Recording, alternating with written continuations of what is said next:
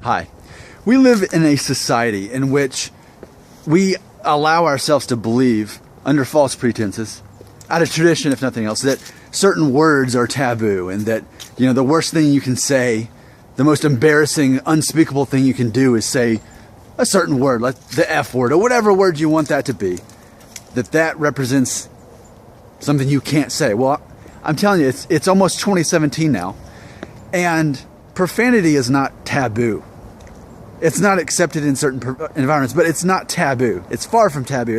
It's pop culture at this point. That's one of the reasons I don't use profanity. To me, it's cliche. It's not special. There's nothing set apart about it anymore, right? But what I'm going to talk about now, I think really is taboo, and it's strange to hear these words spoken out loud. But I want to actually be rebellious and say this and treat this subject with respect. I'm not here to be funny. I'm not here to be weird. I'm not here to be shocking. But I'm here to talk about something that other people typically don't talk about, but yet about half the population is quite aware of, and maybe the other side is not quite as aware. Now, I will say I'm very aware of the demographics of my YouTube channel, who's watching and who's subscribing.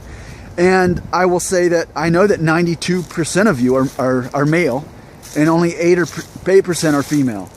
So to some, this is almost hopefully going to be relief to hear somebody say this out loud, while others think, really? Ooh. Well, exactly. That's why it's taboo. But here we go. What is the male version of the menstrual period? No, it's not. I'm just really grouchy today. I don't want to be around anybody. No, that's not it. Think about this. Think about a mother who has a preteen daughter, and she has that talk with her. Your body's going to be changing. Here's what's going to happen every month. Here's what you do about it. Right? That is a thing that's very private conversation, yet universal. Right? A universal conversation that mothers have with their daughters before that time arrives. But what doesn't happen is that talk with boys, with young men, with preteens. And yes, there is an equivalent of that talk. Now imagine this. Imagine that you are a young boy. Imagine that you're 11 years old. And all of a sudden, things just happen in class. You look down, and all of a sudden, oh no, this is embarrassing. Look what's happening to me. You're trying to concentrate on math or science or whatever the teacher's talking about, and then this is just happening on its own. And other times, you really don't want it to happen, especially, and it's just embarrassing and it happens, right?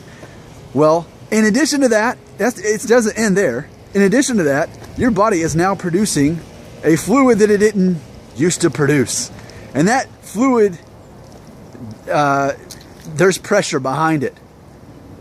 And it's actually even painful if it doesn't come out. Now, granted, it could come out in your sleep. It's not that easy. It's not like it just happens every day and there's release from that. So there's this pressure building up, which you've got this fluid that automatically just started showing up in your body. And you don't have anybody to talk about this because dads don't talk to their sons about this. What do you do about this? How does this come out? Because this is painful, actually. And this has got to come out somehow, right? That's not a talk that dads have with their kids. And so because of that, here are these young boys who are thinking, I don't want to be a freak, but look what's happening down there. It's got a mind of its own. And not to mention, I feel funny about this, and I don't know what I'm supposed to do about this. I'm an 11-year-old, 12-year-old boy in 6th grade, and now this fluid's coming out of me. And do I want it to come out? Is this a bad thing? Am I supposed to keep it in? Am I bad? Am I a bad person? Am I weird? Am I weird if I do something about it? All these questions are raised, and no one, what can a kid do other than, well, I guess today they can go on Google and maybe find a video like this. But, and then there's, natural questions that arise, like, that boys tend to somehow come across. Will I go blind? Right? So will I go bald? Or whatever these worst case scenarios are about this. No one is willing to talk about that. It's barely referenced in movies sometimes, but here's what I'm saying. As far as a dad sitting down with his son and warning him, here's what's going to happen. No, you're not a freak. This is going to happen. And yes, it is painful. And yes, it's got to come out somehow. And no, you're not going to make it come out by, getting with another human being on this.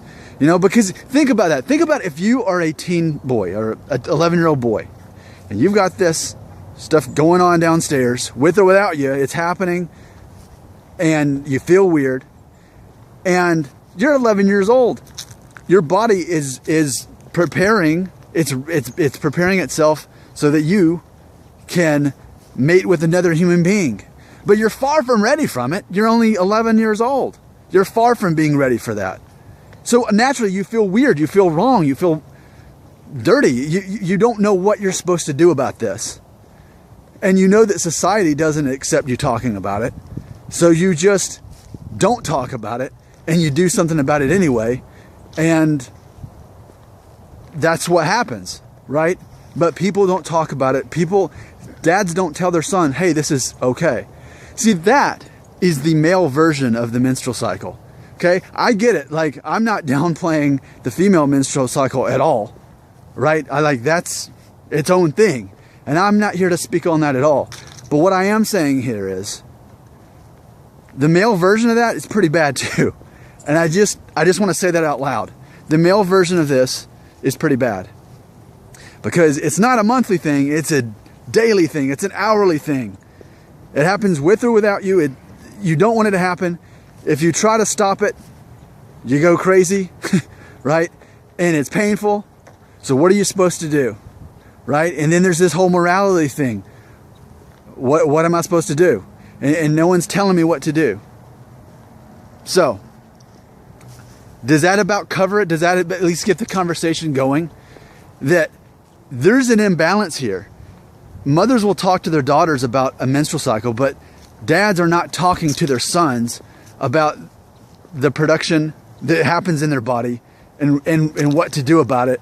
And is that okay? Like, that's a lot for a young boy to deal with. It is. So he silently has to live with that, not talk about it. That is the male version of the menstrual cycle. I get it's not an actual monthly cycle or anything like that, but it's a daily cycle. So process that. I've talked about it. It's beyond taboo, but I felt it was time to say it. There you go.